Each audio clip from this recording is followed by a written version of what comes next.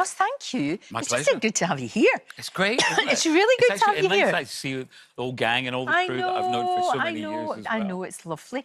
That was really, really interesting, though, about the whole kind of Evita thing, because that wee girl, she really... I was actually thinking, oh, yikes, how's she going to be able to recover from Snow White? There she is. Her voice is phenomenal. I mean, just, it's beyond words. And also, the whole show, I won't give too much away, but it's a limited run, so it's only on for 12 weeks at the world-famous London Palladium. Yeah. But the set is very minimalistic, and you like it. There's a lot of topless men in it as well. Is there? A little bit of a Chip and Dale. I don't really remember that. No, it's funny that. From the original, funnily enough. And Rachel, as the part of Eva Peron, is kind of like in a hot pants and a little like bikini bra top. Really? So they brought it sort of really modern. Oh, absolutely. Then? Jamie Lloyd, who directed it, is an absolute genius. Oh, he is good. And then, of course, you know, the producer, we said, Andrew Lloyd Webber, who, of course, wrote it with Tim Rice, Michael Harrison, who's like the Mr. West End producer of every show that's out there at the moment.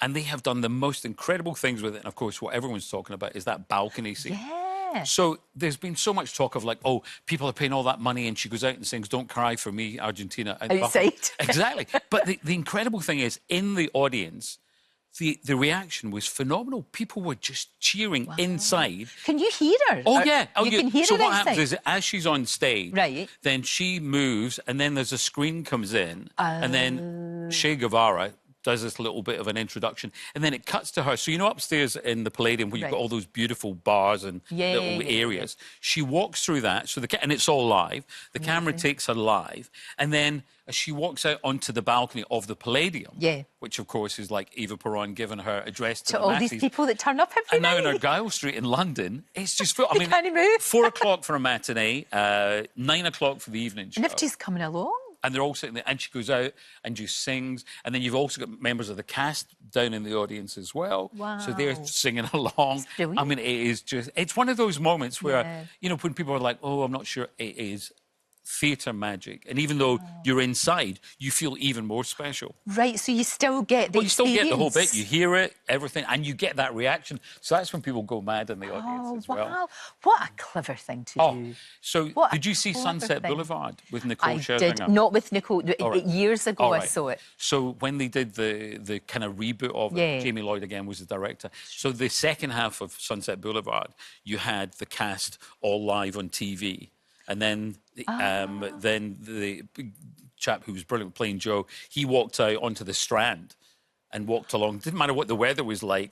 And it was amazing. So he's so kind they've of kind of done it a little bit. Yeah. So because it worked for that, then he thought, do you know what? I've got this big balcony. What theatre has a balcony like that?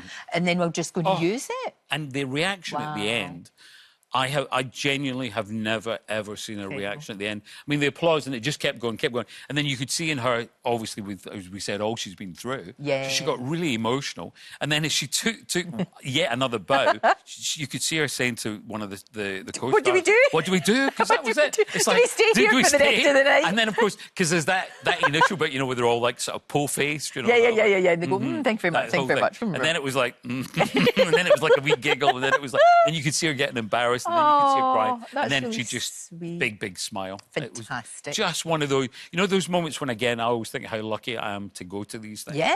But to be there for that moment and to just witness what will be theatre history, because it's only there for 12 weeks. It will. And, I mean, you don't know whether they'll do it again. Who knows? No, exactly. And I think the word is they would love to go to Broadway at some point, but you can only have so many revivals on Broadway. Can you? Yeah, it's a weirdish thing. I didn't know that. Yeah, it's a strange thing. So it won't go immediately. Maybe we'll go in another year's time or something. That's mad. That's like being president of the United States and you're not allowed to do it. That sounds crazy, because it was a great show. Nothing mad about the president of the United States, is there? No, nothing at all. Thank you, Ross. Thank you. That was great.